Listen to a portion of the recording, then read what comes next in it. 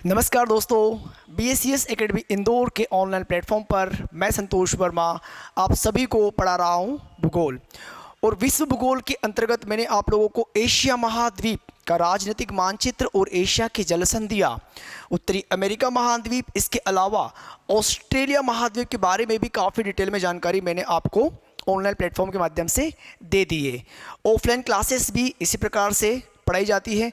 तो offline classes को join करने के लिए आप लोग इंदौर में नौलखा चितावद में SR पेट्रोल पंप के सामने BACS एकेडमी को ज्वाइन कर सकते हो। ठीक है, आज विश्व भूगोल के अंतर्गत आज का जो हमारा टॉपिक है वो टॉपिक क्या है? यूरोप महाद्वीप।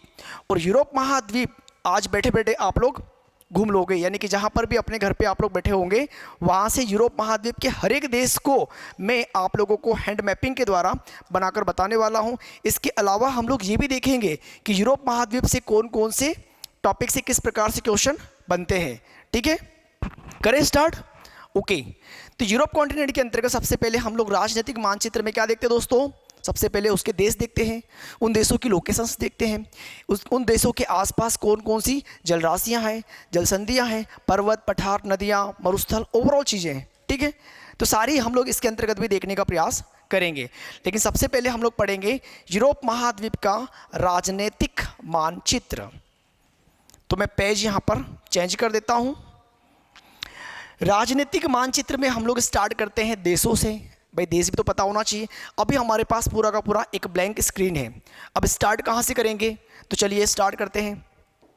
ठीक है, सबसे पहले मैं बना रहा हूँ इस साइड से, यहाँ पे देखना। एशिया कॉन्टिनेंट के अंतर्गत हम लोगों ने एशिया का सबसे पूर्वी एक देश देखा था जिसका नाम था तुर्की। कहाँ पे देखा था? यहाँ पे। और जिस प्रकार से मैं बना रहा हूँ उसी प्रकार से आपको भी बनाना स्टार्ट करना है। एक बार पॉलिटिकल मैप कर लो, राजनीतिक मानचित्र कर लो, उसके बाद में उस कॉन्टिनेंट या फिर उस टॉपिक में या फिर उस सब्जेक्ट में जितने भी टॉपिक आएंगे, उन टॉपिक में जो भी कंटेंट आएगा उसे पढ़ने की काफ़ी आसानी हो जाती है। सबसे पहले स्टार्ट कहाँ से करेंगे? तुर्की में बना रहा हूँ दोस्तों। यहाँ पे तुर्की क्या बनाया मैंने? तुर्की।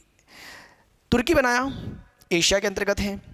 तुर्की के साइड में यदि देखेंगे तो आप लोग आपके एटलस में या मैप में देख सकते हो कि तुर्की के पूर्व में देखना तो मैंने दो देश बनाए हैं, अजरबैजान और ये आर्मेनिया। कितने मैंने देश बनाए? दो बनाए हैं, अजरबैजान, आर्मेनिया। और इस अजरबैजान से एक देश यहाँ पर हम लोग और बनाते हैं जिसे हम लोग कहते हैं जॉर्जिया। क्या नाम है इसका? जॉर्जिया। ठीक है, आपको लिखते हुए चलना है सभी के नाम। अजरबैजान, आर्मेनिया, जॉर्जिया और ये क्या है? तुर्की। अब आप सोचोगे सर ये एशिया के देश हमें यूरोप में क्यों बता रहे हो? बताना पड़ेगा भाई, बेस क्लियर करना बहुत ज़रूरी है। ठीक है, रटना नहीं है हमें। क्यों बता रहा हूँ अभी आपको आगे पता चल जाएगा। यहाँ पर मैंने बनाया दोस्तों एक झील। इस झील का नाम क्या है? कैस्पियन सागर। झील का नाम क्या है? कैस्पियन सागर। कैस्पियन सागर। ठीक है,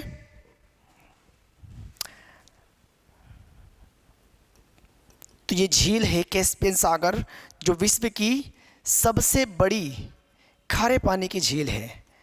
सबसे बड़ी क्या है? खारे पानी की झील। विश्व की सबसे लंबी झील भी यही है। ठीक है, क्षेत्रफल के अनुसार विश्व की सबसे बड़ी झील भी यही है, कैस्पियन सागर। इसके दक्षिण में जाओगे तो हमें ईरान मिल जाएगा। ईरान मिल जाएगा। ठीक है, तो यहाँ पर हम लोगों ने देश क्या देख लिए? यदि मैं नंबरिंग भी करूँ यहाँ पे, हालांकि मैं एशिया कॉन्टिनेंट में पढ़ा चुका हूँ, अजरबैजान, आर्मेनिया, जॉर्जिया और तुर्की। तो इनके नाम यहाँ पर लिखने की ज़रूरत नहीं है। अगर लिखना चाहो भी तो मैंने बोल दिया है, आप वहाँ से लिख सकते हो। लेकिन यूरोप के मैं सभी देश आपको लिखवाने वाला हूँ। ठीक है ना, क्योंकि राजनीतिक मानचित्र पे यदि आपकी पकड़ अच्छी मजबूत हो गई तो उसके बाद में उसके अंदर जितने भी टॉपिक आएंगे वो पढ़ने में बहुत आसान हो जाते हैं। चाहो तो आप हर एक टॉपिक को पढ़ने के बाद में प्रीवियस क्वेश्चन पेपर उठाकर यहाँ पर देख भी सकते हो, तो वहाँ पर भी आपको समझ में आ जाएगा। ठीक है, अब देखिएगा आगे बढ़ते हैं यहाँ से हम लोग दोस्तों। अब मैं येलो कलर यूज़ कर रहा हूँ। सबसे पहले यहाँ पर मैं बना रहा हूँ तुर्की का एक पार्ट है जिसे हम लोग कहते हैं इस्तांबुल। अब मैंने इसको ऐसा बनाया है। ऐसा क्यों बनाया है वो भी अभी बता देता हूँ, क्योंकि ये बीच में यहाँ पर एक जलराशि आपको देखने को मिलेगी। यहाँ पर हमें एक जल राशि देखने को मिलेगी जिसे हम लोग कहेंगे मरमरा सागर। क्या कहेंगे? मरमरा सागर। और यहाँ पे भी और इस साइड में हमें दो जल संधियाँ देखने को मिलेगी, इसलिए मैंने ऐसी संरचना बनाई है। इसे हम लोग क्या कहते हैं? इस्तांबुल। यूरोप के अंतर्गत है इस्तांबुल, ठीक है ना। मैं लिख देता हूँ, कोई दिक्कत वाली बात नहीं है, विथ नंबरिंग कर दूंगा। इस्तांबुल के ऊपर हम लोग देखेंगे बुल्गारिया, रोमानिया, बुल्गारिया, रोमानिया, और ये यूक्रेन, और इसके अंदर दोस्तों हमें मिलेगा माल्डोवा। कितने बनाए? इस्तांबुल, बुल्गारिया, रोमानिया, यूक्रेन और माल्डोवा। अब मैं इनके नाम लिख देता हूँ ताकि आप लोगों को समझने में आसानी हो। 1 2 3 4 5, 5 देशों के नाम की बात करेंगे हम लोग यूरोप के अंतर्गत। किस प्रकार से? सबसे पहले मैंने क्या लिखा? इस्तांबुल। क्या लिखा दोस्तों? इस्तांबुल। इस्तांबुल के बाद Bulgaria, Istanbul, Bulgaria, Romania, Bulgaria, Romania, Ukraine. और आपको पता है कि यूक्रेन रसिया का जो युद्ध चल रहा था, अभी भी चल रहा है, हालांकि माल्डोवा, माल्डोवा। तो Istanbul, Bulgaria, Romania, Ukraine, Moldova, इन 5 देशों की स्थिति आपके सामने है। पांचों देशों की स्थिति क्या है? आपके सामने है। और यहाँ पर यदि आप देखोगे तो इस जॉर्जिया से इस प्रकार से इसको यूक्रेन से मिला दो तो ये वाला भाग रसिया हो जाएगा। अब रसिया का पूरा भाग आपको देखने को कब मिलेगा? मैं आगे बनाऊंगा तब आपको ऑटोमेटिकली देखने को मिल जाएगा। दोस्तों इस साइड में देखना, जब हमें ये पता चल गया कि बुल्गारिया, रोमानिया, यूक्रेन, तो रोमानिया से आगे आओ, एक देश ये बनेगा, एक देश ये बनेगा, और एक देश यहाँ पे बन जाएगा। इस प्रकार से 3 देश मैंने बनाए हैं। मैं नंबरिंग कर देता हूँ, 5 के बाद में 6 7 8, 6 7 8। 6 पर कौन है? 6 पर है हंगरी, 7 पे स्लोवाकिया और 8 पे चक गणराज्य। 6 पर मैंने क्या बोला? हंगरी, हंगरी, 7 पर स्लोवाकिया और 8 पर चक गणराज्य। 8 पर कौन है? चक गणराज्य। 8 देश हमारे पास में यूरोप कॉन्टिनेंट के अंतर्गत हम लोगों ने देख लिए हैं। यहीं से आगे बढ़ेंगे तो एक देश हमें फिर देखने को मिलेगा, और इसी के आगे एक देश और देखने को मिल गया। और यहाँ पे यदि देखेंगे इस प्रकार से, देखो हम लोग ऊपर गए और यूक्रेन पे जाकर मिल गए। यहीं से यूक्रेन पे एक बार फिर आ जाओ और यहीं से यूक्रेन पर एक बार फिर से आ जाओ। कितने देश हो जाएंगे? नंबरिंग करके पता चल जाएगा। 6 7 8 9 10 11 12 13। 8 थे, 9 10 11 12 13। 9 पे कौन है? इसका नाम है ऑस्ट्रिया, जिसकी राजधानी वियना है। ठीक है, ऑस्ट्रिया, स्विट्जरलैंड, जर्मनी, जर्मनी के बाद पोलैंड, और ये 13 पे कौन है? बेलारूस। इन देशों के नाम आपने सिर्फ सुने हैं, लेकिन आज आप यहाँ पर देख भी रहे हो, और यदि बना लोगे तो आपके माइंड में उन देशों की लोकेशंस सेट भी हो जाएगी कि कौन सा देश कहाँ है और उस देश के आसपास कौन कौन से देश है। भाई स्विट्जरलैंड का हम लोगों ने नाम सुना, आज हम लोगों ने देख भी लिया कि ऑस्ट्रिया से टच में है कौन? स्विट्जरलैंड, जर्मनी भी इसके टच में है। ठीक है ना। तो 9 पे कौन है दोस्तों? ऑस्ट्रिया। 9 पे कौन है? ऑस्ट्रिया।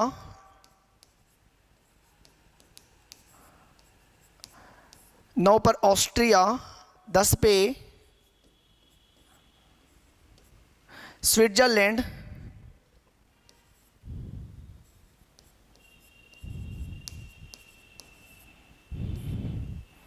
Austria, Switzerland. 11 पे जर्मनी, और 12 पे पोलैंड और 13 पे बेलारूस। 13 पे कौन है? बेलारूस। ठीक है, 13 हो गए, 13 ही थी हम लोगों के पास। 13 नंबरिंग के अकॉर्डिंग हम लोगों ने 13 देशों के नाम यहाँ पर लिख लिए। यहाँ तक भी हमें कोई दिक्कत नहीं है। लेकिन जब आगे बढ़ेंगे दोस्तों यहाँ से, तो देखिएगा आप,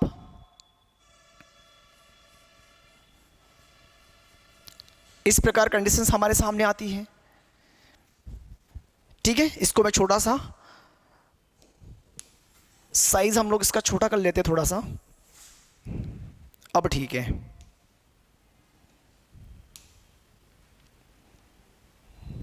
ठीक। कंडीशंस क्या हुई हमारे पास में?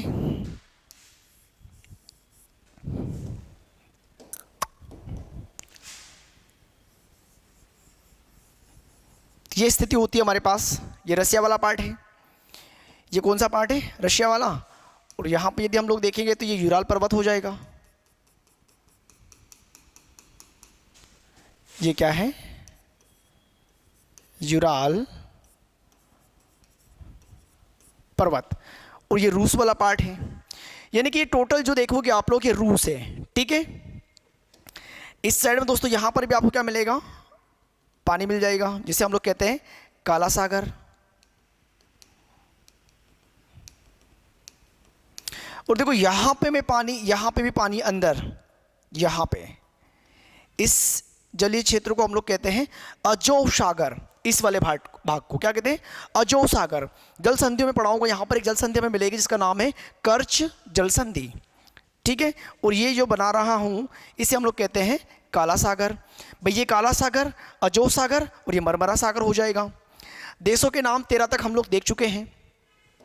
14 पे हम लोग यहाँ पे नंबरिंग कर देते हैं, रसिया है। ठीक है, आगे यहाँ से देखेंगे तो जर्मनी के ऊपर हमें एक देश मिलेगा इस प्रकार से। कहाँ मिला? जर्मनी के ऊपर 15 नंबर मैंने दे दिया। इस देश का नाम है दोस्तों डेनमार्क। इसका नाम क्या है? डेनमार्क। और आप लोग ये भी जानते हो कि इस डेनमार्क का, जो कि यूरोप महाद्वीप के अंतर्गत आता है, और इस डेनमार्क का ग्रीनलैंड पर अधिकार है। और ग्रीनलैंड विश्व का सबसे बड़ा द्वीप है जिसकी राजधानी नुक है। ठीक है, और यहाँ पे कौन सी जनजाति निवास करती है? एस्किमो। और एस्किमो जनजाति की क्या क्या विशेषताएं होती हैं? बहुत सारी विशेषताएं हैं। ठीक है ना, समझ गए हो? तो 14 पे देश का नाम क्या है? 14 पे नंबरिंग जो हम लोगों ने की है उस पे नंबरिंग के रूस। और 15 पे कौन है दोस्तों? डेनमार्क। भाई 15 पे कौन है? डेनमार्क। आगे बढ़ेंगे यहां से तो स्थिति क्या होती है हमारे पास में, देखना। पोलैंड से हम लोग चले, कहां से चले? पोलैंड से हम लोग चले और बेलारूस पे चले गए एक बार, दूसरी बार और ये तीसरी बार। 3 देश हम लोगों ने यहां पर देख लिए हैं। एग्जैक्ट कंडीशन आपको देखने को मिलेगी, चाहो तो आप एटलस में देख लो या फिर मैप में देख लो या गूगल पे देख लो। 15 हो गए, 16, 17, 18। 15 पर जो देश इसका नाम है लिथुआनिया। लिथुआनिया पोलैंड से चलकर कहाँ पे? बेलारूस पे खत्म हो जाता है। मतलब लिथुआनिया की इस वाले रूस से सीमा नहीं बनती है, इस वाले रूस से। लेकिन अब आप सोचोगे सर इस वाले से क्या मतलब है? इस वाले से मतलब ये है कि पोलैंड के ऊपर यहाँ पे एक छोटा सा भाग है, ये वाला, जिस पे रूस का अधिकार है, इस वाले भाग पे। ये भी कौन है? ये रूस है। ये रूस है, यानी कि इसका ही भाग है, इसे भी रूस ही कहते हैं। तो इस हिसाब से यदि देखो तो रूस यहाँ पे लिथुआनिया और पोलैंड से भी सीमा बनाता है। भाई सीधी सिंपल सी बात है, विश्व में सबसे ज़्यादा देशों के साथ सीमा बनाने वाले देश कौन से हैं? तो विश्व में सबसे ज़्यादा 14 देशों के साथ सीमा बनती है। और कौन सा देश है? एक रसिया है और एक चीन है। यानी कि चीन और रूस ये दोनों 14 देशों के साथ सीमा बनाते हैं। अब आपको ये एक होमवर्क के रूप में मिल गया। अब आप या तो एटलस देखो या मैप देखो या गूगल मैप देखो, वहाँ पर एक बार काउंट करो कि 14 देश कौन कौन से हैं। ठीक, इतनी मेहनत तो करनी पड़ेगी क्लियर यहाँ तक? इन देशों के मैं नाम बता देता हूँ। 15 पे लिथुआनिया, 16 पे लाटविया और 17 पे क्या है? 17 पे है एस्टोनिया। किस प्रकार से लिखेंगे ये तो मैंने बोल दिया है। अच्छा, 15 पे डेनमार्क हो गया दोस्तों, 15 पे डेनमार्क हो गया है। तो नंबरिंग क्या हो जाएगी? 16, 17, 18 और यहाँ पे हमने क्या बनाया था?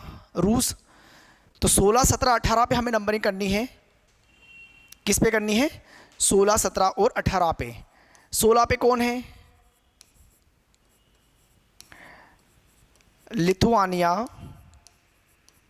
16 पे लिथुआनिया, 17 पे लाटविया और 18 पे एस्टोनिया। तो ये कंडीशंस होती है। 18 देश हम लोगों ने यहाँ पर देख लिए हैं। जब आगे बढ़ेंगे तो ये जो लिथुआनिया, लाटविया और एस्टोनिया है, इन्हें हम लोग बाल्टिक सागर के देश भी कहेंगे। आगे बताऊंगा मैं किस प्रकार से, ठीक है। यहाँ से आगे बढ़ेंगे दोस्तों तो एक देश हमें मिलेगा यहाँ पर जिसे हम लोग कहते हैं फिनलैंड। इसके ऊपर स्वीडन और इसके ऊपर देखेंगे तो देखो यहाँ पर इस प्रकार से एक कटा फटा तट मिलेगा। अब ये किसके अंतर्गत ये भी बताऊंगा। पहले मैं नंबरिंग कर देता हूँ इन पे। 18 के बाद में 19, 20, 21। भाई 19, 20, 21। 19 पर है नॉर्वे, 20 पर है स्वीडन और 21 पर कौन है? 21 पर है फिनलैंड। क्या क्या नाम बोला मैंने? 19, 20, 21 Norway, Sweden, Finland. Norway, Sweden, Finland 3 देश है यहाँ पर, ठीक है। और नॉर्वे में एक बात याद रखना आपको कि ऊपर का जो तट है वो तट एकदम कैसा है? कटा फटा। यानी कि आपने क्या देखा? जो नॉर्वे का तट, क्या लिखा मैंने यहाँ पे? नॉर्वे का तट कैसा है? कटा फटा। और ऐसे तट को हम लोग कहते हैं दोस्तों फियोर्ड तट। क्या कहते हैं हम लोग? फियोर्ड तट कहते हैं। यानी कि ये एक ऐसा तट है जिसे आप लोग कह सकते हो भूल भुलैया। भूल भुलैया मतलब अगर एक बार इन कटे फटे तट में जहाँ चला जाए तो उसे बाहर निकलने में काफ़ी मशक्क़त करनी पड़ती है। इसीलिए समुद्र में सभी जहाज़ों का मैक्सिमम जो बड़े बड़े जहाज होते हैं उनके रास्ते क्या होते हैं? फिक्स होते हैं, ठीक है। समझ रहे हो? तो फियोर्ड तट विश्व में सिर्फ 2 देशों के पास में है। यदि आप सही मायने में देखोगे, एक नॉर्वे के पास में है और एक चिली के पास में है। विश्व का सबसे लंबा फियोर्ड तट चिली के पास में है, दक्षिणी अमेरिका महाद्वीप के अंतर्गत। और सेकंड पे कौन आता है? नॉर्वे आता है, ठीक है। सेकंड पे कौन आता है? नॉर्वे। आगे बढ़े, ठीक। 19, 20, 21 आगे बढ़ेंगे यहाँ से हम लोग। अच्छा, इनको हम लोग स्कैंडिनेविया प्रायद्वीप भी कहते हैं। क्या कहते हैं? स्कैंडिनेविया प्रायद्वीप। और प्रायद्वीप की डेफिनेशन आपको पता है कि भूखंड का वह भाग जो 3 ओर से जल से घिरा हो और 1 ओर से स्थल से घिरा हो उसे हम लोग क्या कहते हैं? प्रायद्वीप कहते हैं। तो इससे हम लोग कहते हैं स्कैंडिनेविया का प्रायद्वीप। और स्कैंडिनेविया के प्रायद्वीप पर हमें ये 3 देश पढ़ने पड़ेंगे। बाल्टिक सागर के अंतर्गत हमें ये 3 देश पढ़ने पड़ेंगे। इसके अलावा इससे डेनमार्क, जहाँ पर इसे हम लोग कहते हैं जूटलैंड का प्रायद्वीप। मैं आगे इसी लेक्चर में ही सब लिखवाने वाला हूँ दोस्तों, आप लोग बेफिक्र रहिए। पहले आप लोग फोकस करिए राजनीतिक मानचित्र के ऊपर। यहाँ पर भी यदि हम लोग देखेंगे दोस्तों तो आपको जलराशि मिलेगी। यहाँ पर आपको क्या मिलेगी? जलराशि मिलेगी। आपने नाम सुना होगा कि यूरोप महाद्वीप को प्रायद्वीपों का प्रायद्वीप कहते हैं। इसका तात्पर्य ये हुआ कि यूरोप महाद्वीप खुद एक प्रायद्वीप की भांति कार्य करता है या दिखता है। और इसके अंतर्गत हमें बहुत सारे प्रायद्वीप नज़र आते हैं, इसलिए इस महाद्वीप को प्रायद्वीपों का प्रायद्वीप भी कहते हैं। कितने प्रायद्वीप हैं वो मैं आप लोगों को आज बताने वाला हूँ, बेफिक्र रहिए, ठीक है। आगे बढ़े। जब यहाँ से आगे बढ़ेंगे तो ये 11 नंबर पर हमने क्या पढ़ा था? जर्मनी। भाई 11 पे क्या है? जर्मनी। 10 पे स्विट्जरलैंड और 9 पे ऑस्ट्रिया और 15 पे कौन है? डेनमार्क। जर्मनी से हमें चलना है दोस्तों इस प्रकार से, और स्विट्जरलैंड पे आके रुक जाना है। एक देश बनेगा, नंबरिंग क्या देंगे हम लोग इसको 22। इस देश को हम लोग कहते हैं फ्रांस, और फ्रांस से नीचे जाओ एक देश बनेगा जिसे कहेंगे स्पेन, और स्पेन के अंदर यहाँ पे आप देखोगे तो एक देश आपको देखने को मिलेगा, इसे हम लोग कहते हैं पुर्तगाल। कितने देश यहाँ पर हम लोगों ने देख लिए, 3 और बढ़ा लिए, 21 वहाँ पर है, 22, 23, 24। 22 पर कौन है? फ्रांस, 23 पर स्पेन और 24 पे पुर्तगाल। ठीक है, 22 पर कौन सा है? फ्रांस, और 23 पे कौन है? स्पेन, 24 पर पुर्तगाल। तो फ्रांस, स्पेन, पुर्तगाल 24 तक हम लोगों ने देश यहाँ पर देख लिए हैं। उनकी लोकेशंस भी हमें समझ में आ गई है, और ये भी हम लोगों ने देख लिया है कि किस देश के संपर्क में कौन सा देश है। ठीक,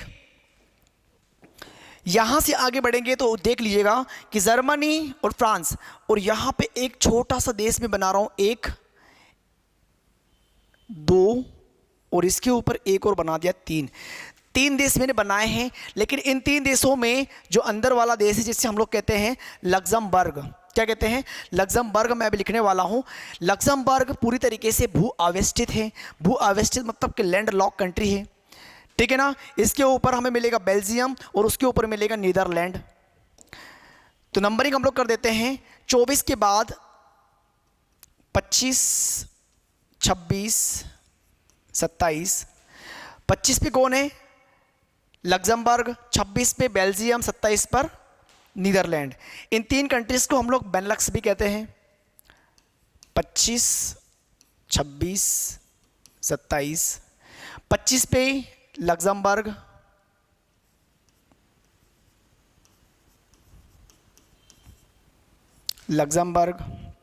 26 पे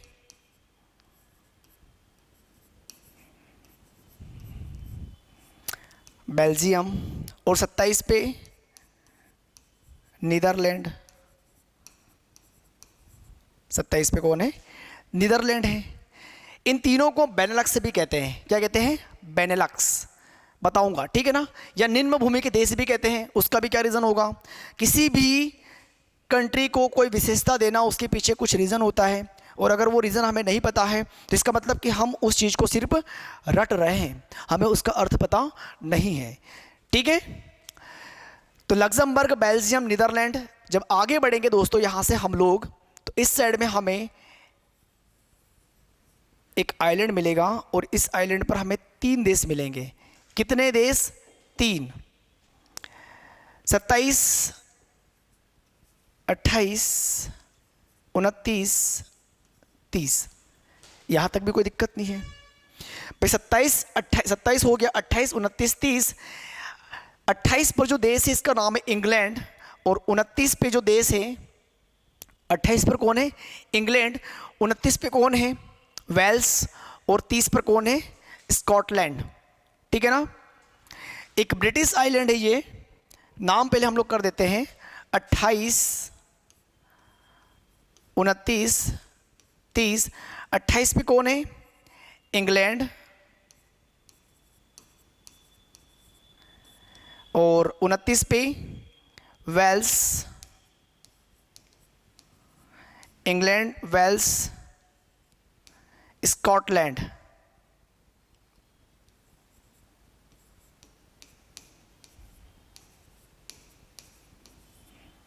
इंग्लैंड, वेल्स और स्कॉटलैंड। तो 3 देश हैं, और इन्हीं में हम लोग दोस्तों देखने वाले हैं ब्रिटेन, ग्रेट ब्रिटेन और यूनाइटेड किंगडम। लेकिन यूनाइटेड किंगडम में हमें एक आइलैंड और प्रेजेंट करना पड़ेगा। यहाँ पर हमें मिलेगा इस प्रकार से, जिसका नाम है आयरलैंड, और यहाँ पे ऊपर काट देंगे तो उत्तरी आयरलैंड भी हमें देखने को मिलेगा।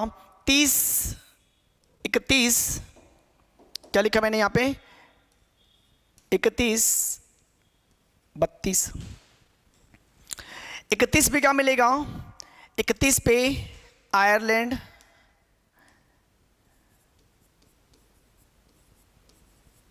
31 पे आयरलैंड, और 32 पे उत्तरी आयरलैंड, उत्तरी आयरलैंड।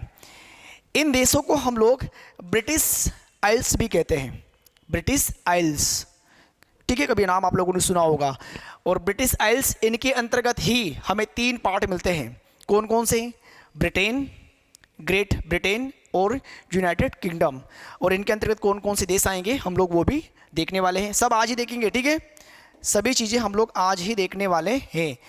जब यहाँ से आगे बढ़ेंगे तो इस साइड में हमें मिलेगा एक देश जिसका नाम है आइसलैंड, और आइसलैंड के साइड में एक बहुत बड़ा द्वीपीय देश मिलेगा जिसका नाम है ग्रीनलैंड, जिस पर अधिकार किसका है? डेनमार्क का। इस डेनमार्क का अधिकार है इसके ऊपर, ग्रीनलैंड के ऊपर। लेकिन राजनीतिक रूप से यदि हम लोग बात करेंगे, भौगोलिक रूप से, तो ये उत्तरी अमेरिका महाद्वीप के अंतर्गत आता है। लेकिन आधिकारिक तौर पे ये किसके अधिकृत में है? तो डेनमार्क के अधिकृत में है, ठीक है, समझ रहे हो? कितना हो गया दोस्तों? 32, 33, और ये क्या है?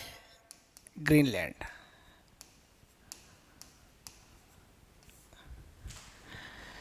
तैतीस पर कौन है? 33 पर है आइसलैंड।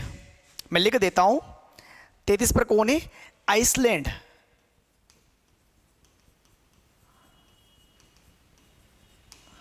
आइसलैंड। और आइसलैंड की राजधानी क्या है? रेक्जाविक है। सबसे उत्तरी राजधानी है आइसलैंड, ठीक। और सबसे दक्षिणी राजधानी कौन सी है?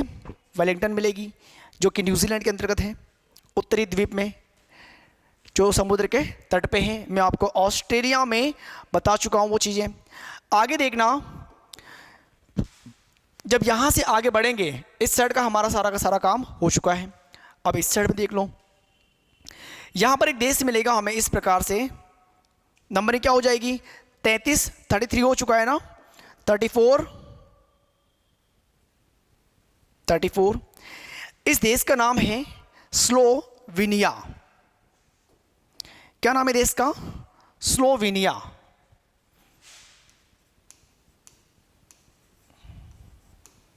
स्लोवेनिया।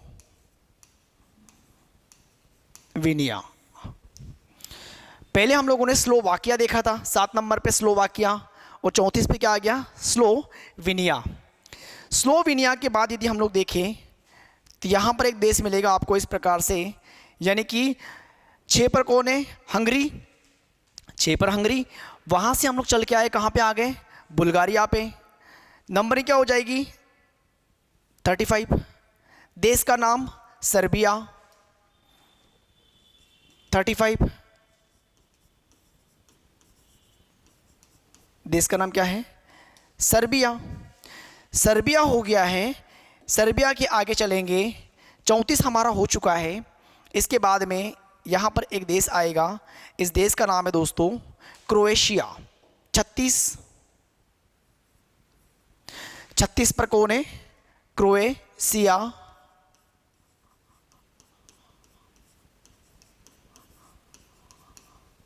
क्रोएशिया। आप यहाँ पर इनकी लोकेशंस देख लो, आपको मैप में सेम कंडीशन में मिलेंगे, ठीक है ना, कि कौन सा देश कहाँ पे सीमा बनाता है। क्रोएशिया के बाद में हम लोग आगे देखने वाले हैं क्रोएशिया, सर्बिया, और यहाँ पे देखो दोस्तों एक देश मिलेगा जिसका नाम है बोस्निया एवं हर्जेगोविना। कहाँ पे? 37। 37 पर देश का नाम क्या है? बोस्निया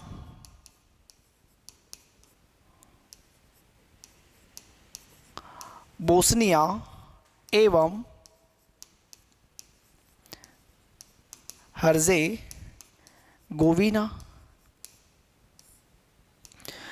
37 पर है बोस्निया एवं हर्जेगोविना। और आगे यहाँ से बढ़ेंगे तो आगे हमें यहाँ पर 2 देश मिलेंगे छोटे छोटे से, 1, 2, लेकिन दोनों देश बुल्गारिया के टच में नहीं हैं। इन देशों की नंबरिंग हम लोग पहले यहाँ पे कर देते हैं। 37 हो गया, 38, और ये हो जाएगा 39। कोई दिक्कत नहीं है। मैंने 2 देश बनाए हैं।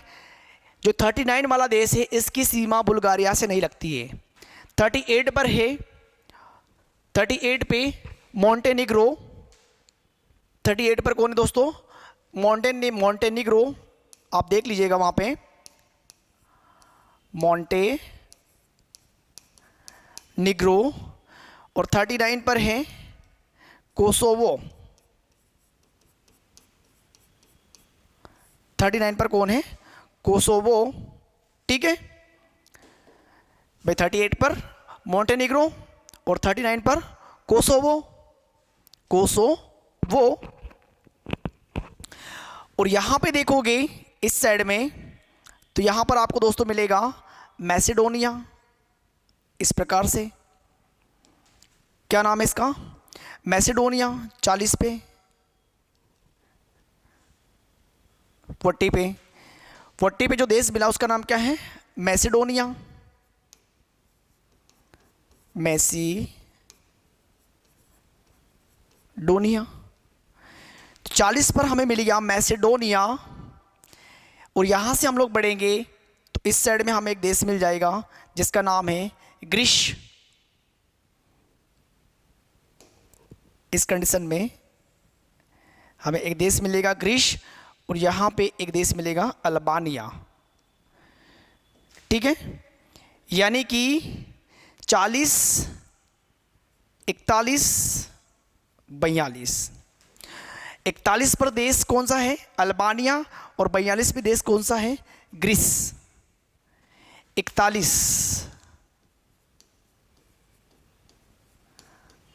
अल्बानिया और 42 ग्रीस। 42 पे ग्रीस। और आप देखोगे कि इसके आसपास पानी मिलेगा, लेकिन उसके पहले मैं कुछ देश बना देता हूं ताकि आपको पता चल जाए कि इसको प्रायद्वीपों का प्रायद्वीप क्यों कहते हैं। तो 34 पर स्लोवेनिया है और यहाँ पे 22 पर फ्रांस है। तो यहाँ से आप लोग दोस्तों देखिएगा,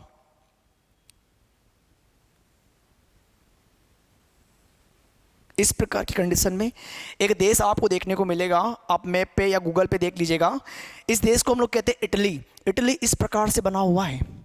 और इटली मैं नंबरिंग कर देता हूँ।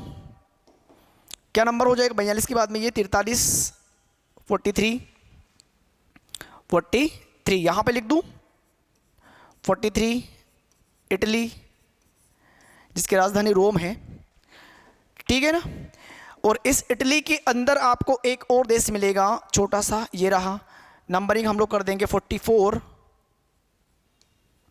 इस देश का नाम है वेटिकन सिटी।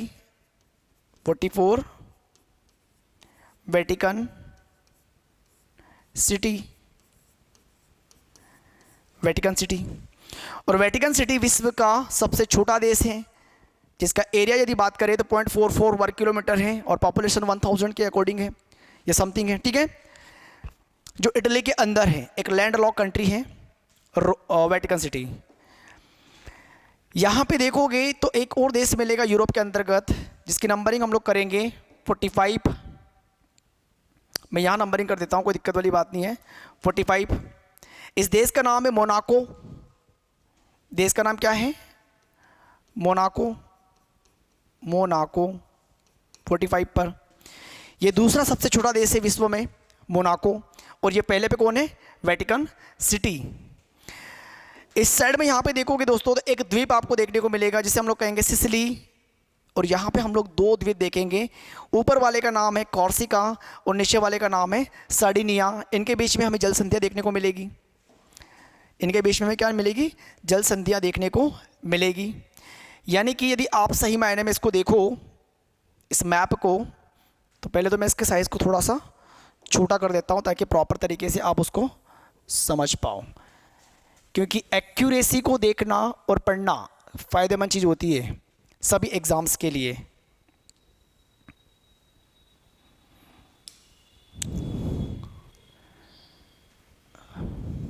ठीक है, वरना इतिहास तो गवाही है कि रट के किसी ने एग्ज़ाम को पास नहीं किया है।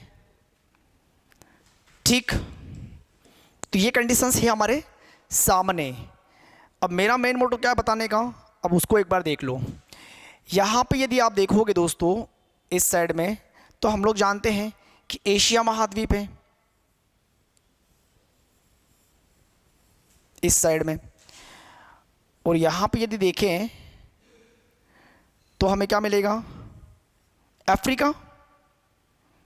भाई इधर हमें क्या मिलेगा? अफ्रीका मिलेगा, कुछ इस प्रकार से। ठीक, यानी कि ये वाला जो पार्ट है ये एशिया में चला जाएगा और ये वाला पार्ट क्या है? अफ्रीका में चला जाएगा। मैं लिख देता हूं यहां पे,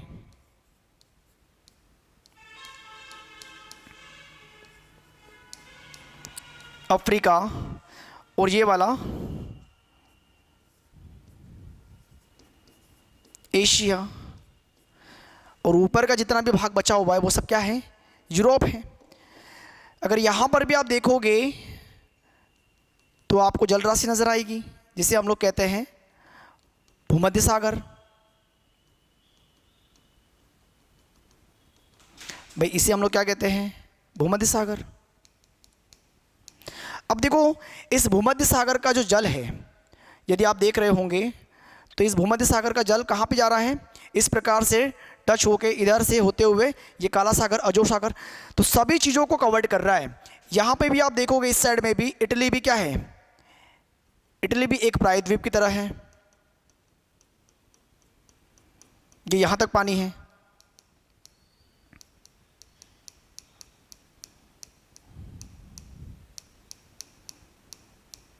ये स्थिति होती है एक्चुअल में, ये पूरा ओवरऑल पानी पानी है। ठीक है, और इस साइड भी अगर आप देखोगे, इस साइड भी, तो आपको पानी नजर आएगा। भाई कहने का मतलब ये है कि इस यूरोप महाद्वीप को प्रायद्वीपों का प्रायद्वीप क्यों कहते हैं, वो इंपॉर्टेंट है। ये यहां पर आपको डोवर जल संधि देखने को मिल जाएगी।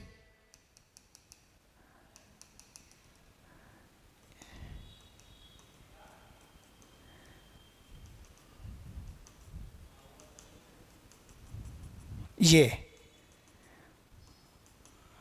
अब ज़्यादा बनाने की ज़रूरत नहीं पानी। उस साइड भी क्या है दोस्तों? पानी है। उस साइड भी क्या है? पानी है।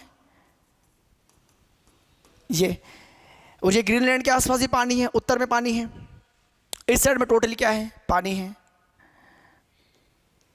यहाँ पे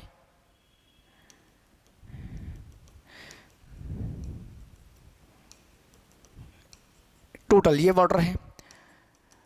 तो इस प्रकार से अगर आप देखोगे तो ये जो भूखंड है यूरोप का, ये इस साइड में एक साइड से तो किससे घिरा हुआ है? स्थलखंड से, लेकिन इधर देखो पूरा जल है, तीन ओर से जल से घिरा हुआ है। इसीलिए इसे क्या कहते हैं? प्रायद्वीपों का प्रायद्वीप, क्योंकि इसके अंतर्गत अभी हमें और प्रायद्वीप मिलेंगे। भाई अभी हम लोगों ने इस यूरोप महाद्वीप के अंतर्गत सारे के सारे देश देखे हैं। इनके अलावा यदि हम लोग यहाँ पर देखें तो भूमध्य सागर में यूरोप महाद्वीप का एक देश मिलेगा जिसे हम लोग कहते हैं माल्टा। क्या नंबरिंग हो जाएगा? 46। क्या नाम है? माल्टा। आप देख लो वहाँ पे आपको मिलेगा, भूमध्य सागर में एक देश मिलेगा, द्वीपीय देश है जिसका नाम है माल्टा। ठीक है, तो ये तो हो जाते हैं यूरोप महाद्वीप के राजनीतिक मानचित्र के अंतर्गत उसके सारे के सारे देश। लेकिन इन देशों को भी कुछ प्रायद्वीपों के अंतर्गत विभाजित करके रखा हुआ है और वहाँ से आपसे ढेर सारे क्वेश्चन बनते हैं। इसके अलावा आपसे वो ये पूछ सकता है कि काला सागर से यूरोप महाद्वीप के कौन कौन से देश सीमा बनाते हैं, तो क्या लिखोगे?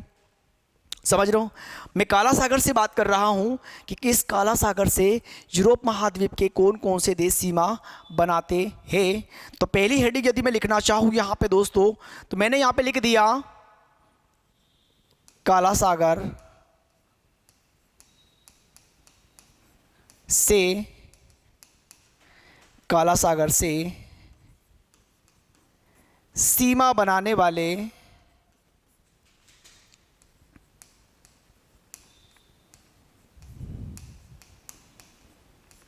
यूरोप महाद्वीप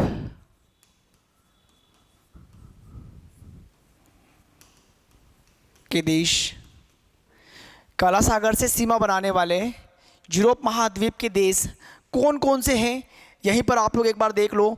ये काला सागर है, यहाँ पे देखोगे तो रूस, यूक्रेन, भाई रूस, रूस यूरोप के अंतर्गत है। रूस, यूक्रेन, बुल्गारिया, रोमानिया, इस्तांबुल। क्योंकि नीचे आओगे तो ग्रीस वाला जो भाग है यहाँ पे क्या आ जाएगा, ये भूमध्य सागर आ जाएगा, ठीक है, और ये मरमरा सागर बीच में आ जाएगा। तो क्या लिखेंगे हम लोग दोस्तों कि काला सागर से कौन कौन से देश सीमा बनाते हैं, तो इसमें हम लोग क्या लिखेंगे, इस्तांबुल,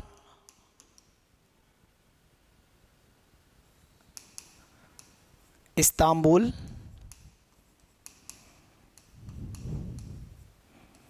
बुल्गारिया,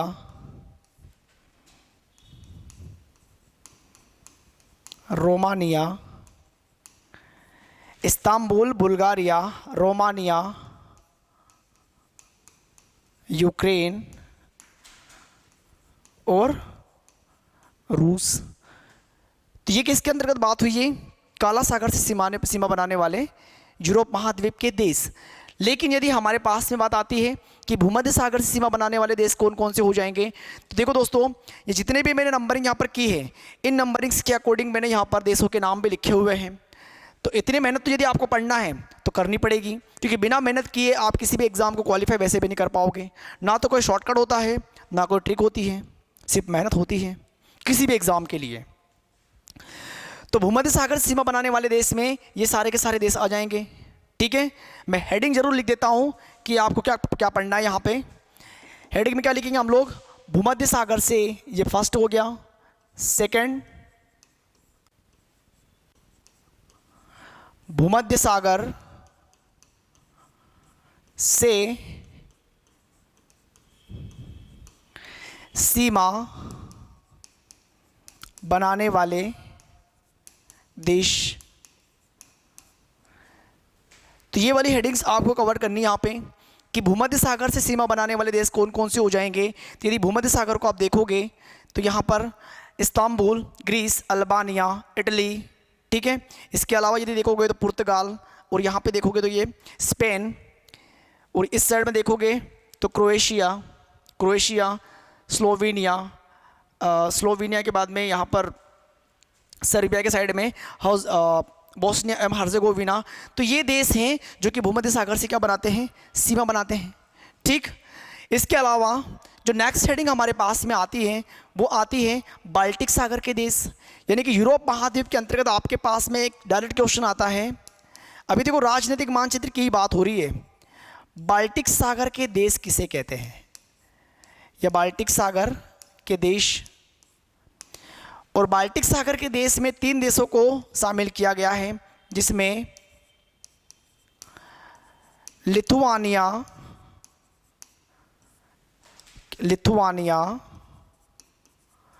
लाटविया और एस्टोनिया। ये 3 देश आते हैं किसके अंतर्गत, बाल्टिक सागर के देश के अंतर्गत। अगली हेडिंग दोस्तों इसी में से आती है स्कैंडिनेविया प्रायद्वीप के देश। क्या हेडिंग आती है, स्कैंडिनेविया प्रायद्वीप के देश।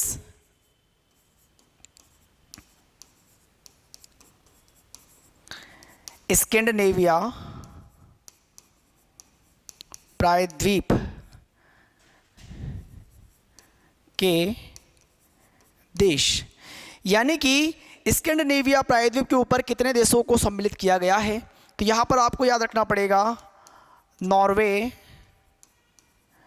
स्वीडन,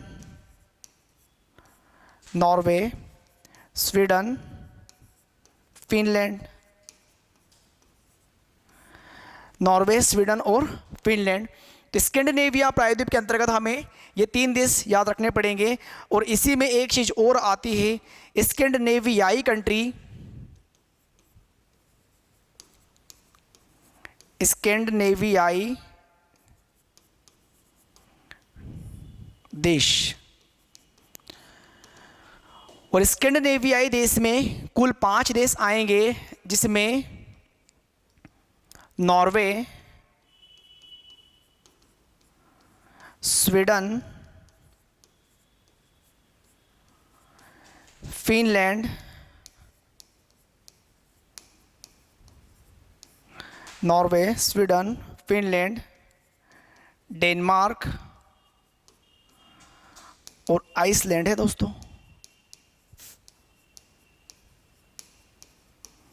और कौन सा है? Iceland. Norway, Sweden, Finland, Denmark और आइसलैंड, ये किसके अंतर्गत जाएंगे?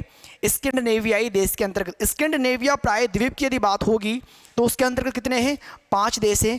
लेकिन स्कैंडिनेवियाई देश की अगर बात करेंगे तो वहां पे कितने आएंगे? 5। स्कैंडिनेविया के प्रायद्वीप पे कितने? 3 देश है। ठीक है, कंफ्यूज नहीं होना है।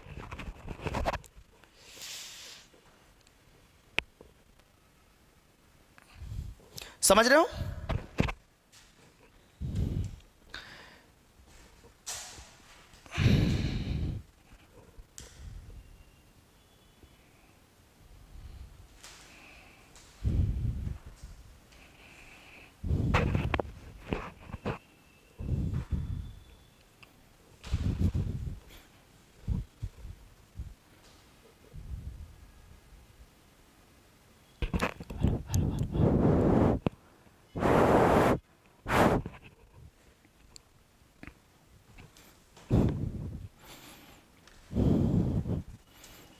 ठीक है, तो स्कैंडिनेवियाई देश की यदि बात करेंगे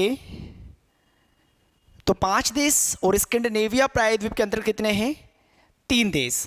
इसी प्रकार से यदि आगे हम लोग बात करेंगे तो आगे 6 नंबर पर हमारे पास में आता है दोस्तों निम्न भूमि के देश। क्या आता है? निम्न भूमि के देश। किन्हें कहेंगे निम्न भूमि के देश? निम्न भूमि के देश के अंतर्गत ये 3 देश हमने देखे हैं। कितने देश है? 3। लग्जमबर्ग, बेल्जियम और नीदरलैंड। यानी कि निम्न भूमि के देश के अंतर्गत क्या बात करेंगे? लग्जमबर्ग निम्न भूमि के देश,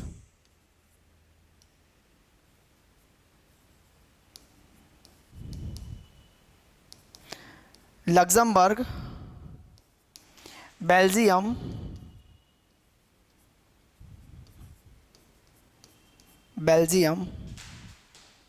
और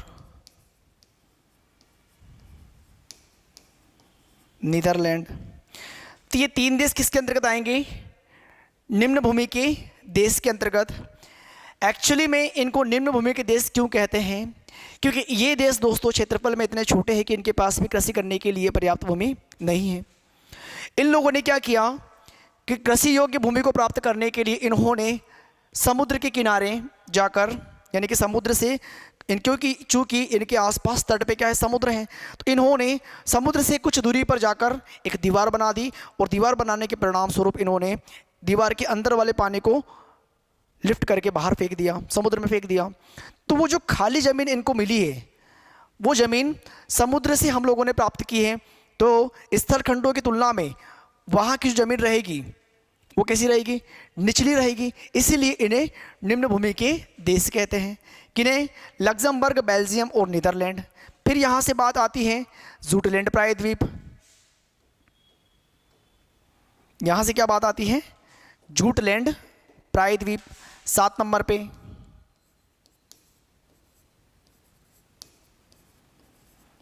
जूटलैंड प्रायद्वीप। जूटलैंड प्रायद्वीप के अंतर्गत हमें दोस्तों एक देश पढ़ना है जिसका नाम है डेनमार्क। यानी कि डेनमार्क को हम लोग जूटलैंड प्रायद्वीप कहते हैं। और आगे यदि हम लोग देखेंगे तो 8 नंबर पर हमारे पास में हेडिंग आती है जिसका नाम है आइबेरिया का प्रायद्वीप।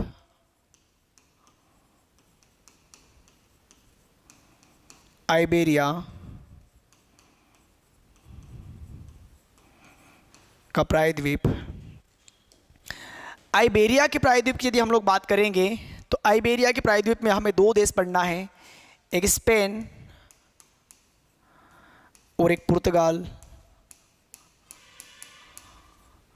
स्पेन और पुर्तगाल, यानी कि आइबेरिया के प्रायद्वीप पर स्पेन और पुर्तगाल हैं। यहाँ पर एक बार देख लो आप कि ये आइबेरिया का प्रायद्वीप, यहाँ पे कौन है? स्पेन, और ये क्या है? पुर्तगाल। 23 पर है स्पेन, 24 पर है पुर्तगाल। और इसी प्रकार यदि यहाँ पर आप देखोगे तो इसे हम लोग कहते हैं बाल्कन प्रायद्वीप। भाई इसे क्या कहेंगे? बाल्कन प्रायद्वीप। कहाँ पे? 9 नंबर पे। किस प्रकार से लिखेंगे यहाँ पे? 9। प्रायद्वीप का नाम क्या है? बाल्कन प्रायद्वीप। और बाल्कन प्रायद्वीप के अंतर्गत यदि कंट्रीज़ की हम लोग बात करेंगे तो यहाँ पर जितनी भी नंबरिंग मैंने यहाँ पर कर रखे हैं, यदि आपने राजनीतिक मानचित्र बनाया होगा तो इन नंबरिंग्स के अकॉर्डिंग यहाँ पर सभी देशों के नाम भी लिखे हुए हैं। लेकिन फिर भी मैं आपको एक बार बता देता हूँ कि यदि 34 की बात करेंगे तो स्लोवेनिया, 36 पर क्रोएशिया, 36 पर कौन सा है? क्रोएशिया, 35 पे सर्बिया और 37 पे बोस्निया एवं हर्जेगोविना, 38 पे मॉन्टेनेग्रो, 39 पे कोसोवो, 40 पे मैसेडोनिया, 41 पे अल्बानिया और 42 पे कौन है दोस्तों? ग्रीस। इधर 1 पे इस्तांबुल, 2 पे बुल्गारिया, 3 पे रोमानिया। तो ये जितने भी देश हैं ये सभी किसके अंतर्गत आएंगे? ये सभी देश आते हैं बाल्कन प्रायद्वीप के अंतर्गत। तो ये भी हमें पता होना ज़रूरी है। इसके बाद में हम लोग आते कहाँ पे? ब्रिटेन, ग्रेट ब्रिटेन और यूनाइटेड किंगडम पे। समझ रहे हो? मैं यहीं पर शो कर देता हूँ, ठीक है ना? मैं यहीं पे शो कर देता हूँ। यदि ब्रिटेन की हम लोग बात करेंगे, किसकी बात करेंगे दोस्तों? ब्रिटेन की। तो ब्रिटेन में हमें 2 देश पढ़ना है। कौन कौन से? ब्रिटेन में हमें पढ़ना है Wales plus England. Wales plus England किसके अंतर्गत? ब्रिटेन के अंतर्गत। और यहीं पे मैं लिख रहा हूं ग्रेट ब्रिटेन। और ग्रेट ब्रिटेन में दोस्तों आपको याद रखना पड़ेगा ब्रिटेन प्लस स्कॉटलैंड। अब ब्रिटेन प्लस स्कॉटलैंड, क्योंकि ब्रिटेन बराबर वेल्स प्लस इंग्लैंड है तो यहाँ पर बस स्कॉटलैंड को ऐड किया और क्या बन गया? Great Britain. और अगली प्रोसेस में हमारे पास में आता है यूनाइटेड किंगडम। क्या प्रोसेस आती है? United kingdom. यूनाइटेड किंगडम में हम लोग क्या लिखते हैं दोस्तों? यूनाइटेड किंगडम में हम लोग ब्रिटेन प्लस स्कॉटलैंड प्लस उत्तरी आयरलैंड। तो इनमें भी हमें अंतर पता होना ज़रूरी है, तभी जाके हम लोग चीज़ों को समझ पाएंगे, ठीक है, या सही कर पाएंगे। इन द्वीपों को मिला करके इनको ब्रिटिश आइल्स भी कहते हैं, यानी कि आयरलैंड, उत्तरी आयरलैंड, इंग्लैंड, वेल्स और स्कॉटलैंड, इन द्वीपों को हम लोग क्या कहते हैं? ब्रिटिश आइल्स भी कहते हैं। ब्रिटिश आइल्स, ब्रिटिश आइल्स कहते हैं इनको, ठीक। किनको? इन द्वीपों को मिला करके। तो इस प्रकार से दोस्तों यदि आपने राजनीतिक मानचित्र कवर कर लिया, आपको सभी प्रायद्वीप पता है, उनकी विशेषताएं पता है, जलराशियां हम लोगों ने यहाँ पर बना रखी है, इन जलराशियों के नाम यदि हमें पता हो गया तो हम लोग जल संधियाँ पढ़ सकते हैं। जल संधियाँ पढ़ने के बाद में हम लोग आगे बढ़ जाएंगे, जिसमें पर्वत, पठार, नदियाँ, घास के मैदान, ये सारी चीज़ें पढ़ जाएंगे, झीलें वगैरह, ठीक है। तो टॉपिक को पढ़ने का एक सही सीक्वेंस हमेशा उसके राजनीतिक मानचित्र से होता है, और जब तक आपके पास में राजनीतिक मानचित्र का ज्ञान नहीं होगा तब तक आप चीज़ों को नहीं कर पाओगे। क्योंकि यदि मैं फैक्ट वाइज बात भी करूं तो लघु यूरोप किस देश को कहते हैं? आप लोगों ने एक लाइन में पढ़ लिया है कि फ्रांस को लघु यूरोप कहते हैं। यूरोप का भारत किसे कहा जाता है? इटली को कहा जाता है। भाई क्यों कहा जाता है? क्या रीज़न है? कील नहर कहाँ पर है? डेनमार्क के नीचे, जर्मनी के अंतर्गत आती है, वो भी आपको पता होगा, कोई बड़ा इशू नहीं है। लेकिन ये चीज़ें फैक्ट वाइज हो गई हैं। झीलों का देश किसे कहते हैं? फिनलैंड को कहते हैं, यूरोप महाद्वीप के अंतर्गत आता है। तो हमें फैक्ट के अकॉर्डिंग नहीं पढ़ना है। यदि पॉलिटिकल मैप हमारा क्लियर हो जाता है तो इसके बाद में जितने भी टॉपिक इसके अंतर्गत हम लोग पढ़ेंगे, उन टॉपिक्स को जब पढ़ना प्रारंभ करेंगे तो चीज़ें ऑटोमेटिक आसान हो जाती हैं, ठीक है। तो इसी प्रकार से यूरोप कॉन्टिनेंट, इसके अलावा हम लोगों ने जितने भी महाद्वीप पीछे पढ़ रखे हैं, इसी प्रकार से आपकी ऑफलाइन क्लासेस भी चल रही हैं। कहाँ पे? इंदौर में नवलखा से आप लोग चितावत आना है। चितावत में एसआर पेट्रोल पंप के सामने BSCS एकेडमी की ब्रांच या संस्था आपको मिल जाएगी। वहाँ पर आप आइए, संपर्क कीजिए और क्लासेस को ज्वाइन कीजिए। ठीक है, क्लियर हो गया यहाँ तक? तो आगे दोस्तों हमारे पास में दक्षिणी अमेरिका महाद्वीप और अंटार्कटिका महाद्वीप, ये 2 बचे हुए हैं, इन्हें भी पढ़ लेंगे। इसके बाद में मध्य प्रदेश स्टार्ट कर देंगे, यानी कि मध्य प्रदेश का भूगोल और भारत का भूगोल। इसके अलावा संपूर्ण भूगोल के अंतर्गत हम लोग सौरमंडल, सूर्य, चंद्रमा, तारे, पृथ्वी, पृथ्वी की संरचना, प्लेट टेक्टोनिक थ्योरीज, ये भी बहुत जल्दी लेक्चर्स डालने वाले हैं। तो मिलते हैं आपसे अगले लेक्चर में, तब तक के लिए बहुत बहुत धन्यवाद।